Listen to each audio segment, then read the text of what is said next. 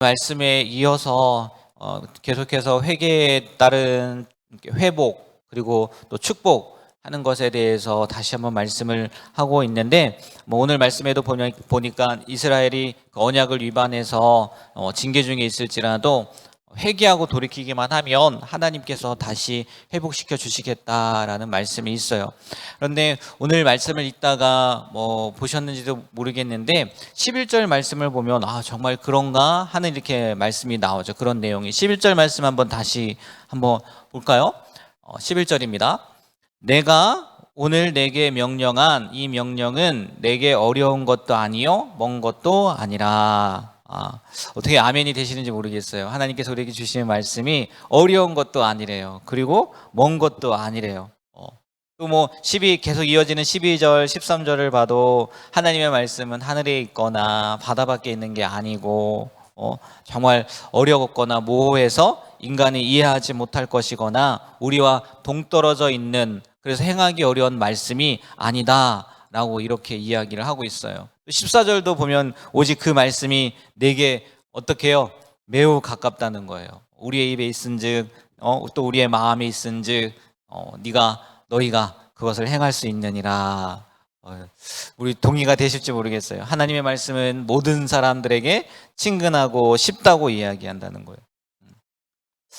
그러니까 우리가 이렇게 생각하면 어떨까라는 생각이 드는데, 우리가 하나님의 말씀을 알고자 하고 또 행하고자 하기만 하면 이 말씀에서 기록된 것처럼 누구라도 쉽게 알 수 있고 행할 수 있는 진리라는 거죠. 이게 하나님의 말씀의 위대함인 것 같아요. 우리가 행하지 않으려고 하고 지키지 않으려고 하고 그러면요, 하나님의 말씀은요 내 입에 가까운 게 아니라 너무 멀리 계셔서 지킬 수도 없고 또 볼 수도 없는 말씀이 된다는 거죠. 그런데요, 우리가 정말 가만히 생각해 보면 세상에 위대하다는 그 학문이나 아니면 이론, 몇몇 뛰어난 그런 것들을 보면 몇몇 뛰어난 사람들을 제외하고는요 이해하기 어려워요. 과학이라는 게 그렇지 않습니까? 물리라는 것도 마찬가지겠지만 그만큼 또 세상의 철학이나 이론은요 어렵다는 거예요. 우리의 생활과 많이 떨어져 있다는 거죠. 그 사람들이 설명해 주지 않고 그 사람들이 설령 얘기해 준다 할지라도 그게 쉽지 않다는 거예요. 그리고 무엇보다 중요한 것은 뭐냐면 그런 학문이 우리에게 구원을 주지는 않는다는 거죠. 구원을. 그러나 하나님의 말씀은 그러한 세상 학문들보다 비교할 수 없이 위대할 뿐만 아니라 우리에게 생명을 얻게 하는 진리이고, 또 오늘 말씀을 비추어 본다면 어렵지 않다는 거예요. 우리의 생활과 동떨어져 있지 않다는 거예요. 물론 가끔 난해주라고 해가지고 성경을 읽다 보면 해석이 어렵다 이런 부분들이 있지만, 우리 사도 바울이 디모데후서 3장 16절 17절 말씀에 성경을 기록한 목적에 대해서 이렇게 이야기하고 있지 않습니까? 모든 성경은 하나님의 감동으로 된 것으로 교훈과 책망과 바르게 함과 의로 교육하기에 유익하니 이는 하나님의 사람으로 온전케 하며 모든 선한 일을 행하기에 온전케 하려 함이니라. 뭐가요? 하나님의 말씀이 우리를 그렇게 교육시켜 준다는 거죠. 정말 그런 것 같다는 거죠. 우리가 하나님의 말씀인 성경을 보면 역사나 그 당시 문화가 다른 것뿐이지 결코 어려운 내용이 아니고 우리가 충분히 이해할 수 있다는 거예요. 물론 때로는 정말 신적인 지혜로 주어주신 것이기 때문에 명확히 알 수 없는 부분들이 있긴 하지만, 풀기 어려운 말씀들이 있는 것은 사실이지만, 그렇다고 해도 그런 말씀들이 있다고 해도 우리가 하나님을 알고 또 그리스도를 알고 구원을 받고 하나님의 뜻에 따라 살아가도록 하는 데 있어서는요 이 말씀이요 결코 어렵지 않다는 거예요. 결코 우리의 삶과 멀리 있지 않다는 거죠. 정말 성경 말씀은요 우리에게 친근해서 우둔한 자에게는 지혜를 주기도 하고, 또 그것을 묵상하는 사람들에게는 즐거움을 주기도 하고, 또 그것을 행하는 사람들에게는요 죄악에 물들지 않게 하는 등불이 되기도 한다는 거죠. 때문에 우리가 하나님의 말씀을 가까이 해야 되고 그것을 마음에 새겨야 되고 또 그 명령에 순종하는 삶을 살아야 될 줄 믿습니다. 오늘 이 말씀처럼요 하나님의 말씀은 결코 우리랑 멀지 않다는 거예요. 늘 가까이 계시는, 아니 가까이에 있는 그 하나님의 말씀을 묵상함으로 그 말씀이 기록된 대로 살아갔으면 좋겠습니다. 그래서요, 이어지는 내용을 보면 15절에서 20절 말씀을 보면 이 모세도 그렇게 이야기하잖아요. 순종과 그 다음에 불순종에 따르는 축복과 저주의 길을 얘기를 하고 있단 말이에요. 하나님의 말씀이 이렇게 주어졌단 말이에요.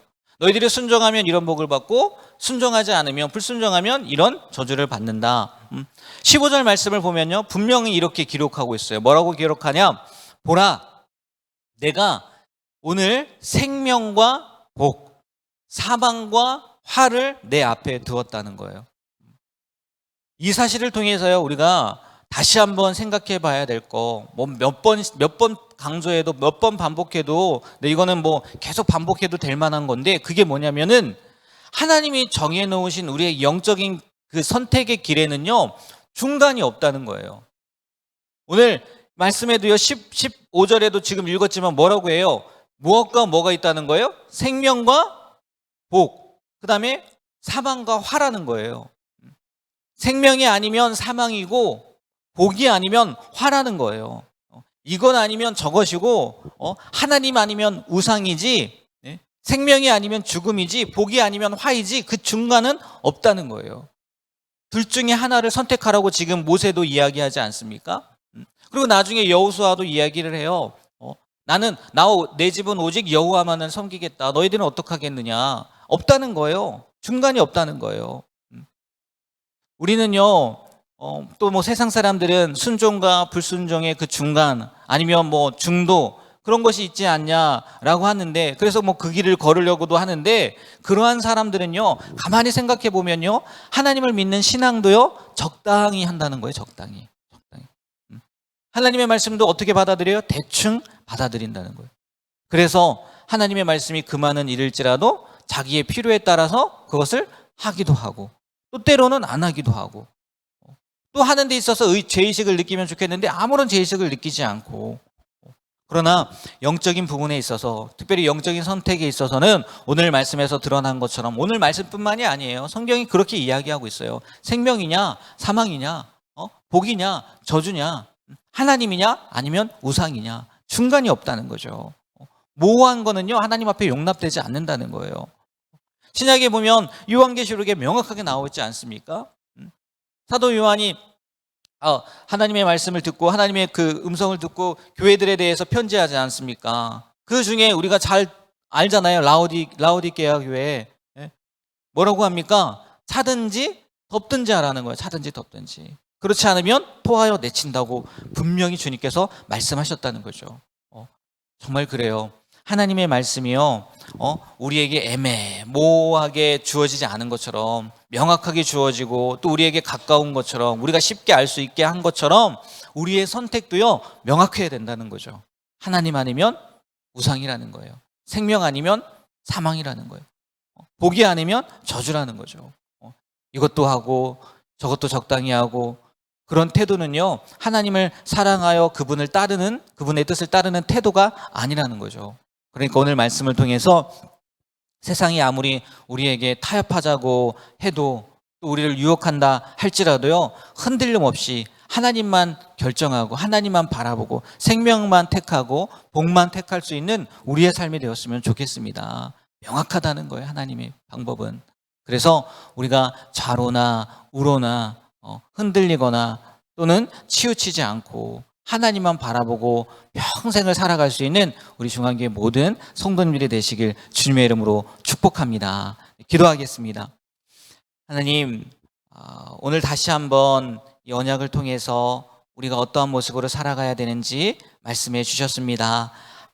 우리가 성경을 볼 때나 또 하나님의 뜻대로 살아간다고 할 때마다 왜 이렇게 어렵지, 왜 이렇게 멀리 있는 것 같지 라는 생각이 들 때가 많이 있지만, 오늘 말씀을 통해서 다시 한번 우리가 지키려고 하고, 또 우리가 그 말씀을 따르려고 한다면 하나님의 말씀은 늘 우리 가까이에 있고, 또 더 중요한 것은 우리가 하나님을 선택해야지 세상을 선택하는 것은 결코 되지 않는다는 것, 중간이 없다는 것을 다시 한번 깨닫게 됩니다. 하나님, 늘 하나님 편에 설 수 있고 또 하나님만을 붙잡고 살아갈 수 있는 우리가 되게 해 주셔서 오늘 모세가 이스라엘 백성들에게 이야기했듯이 우리는 생명만을 택하게 하여 주시고 우리는 복만을 택할 수 있는 또 그러한 삶을 살아갈 수 있는 귀한 삶이 될 수 있도록 도와주시옵소서. 태풍이 우리나라를 관통한다고 합니다. 하나님 오늘 내일 고비라고 하는데 정말 하나님께서 지켜주시고 특별히 큰 피해가 없이 지나가게 하시고 무엇보다 귀한 생명을 잃어버리지 않도록 하나님 눈동자처럼 보호해 주시고 지켜주시는 은혜를 허락하여 주시옵소서. 예수님의 이름으로 기도합니다. 아멘.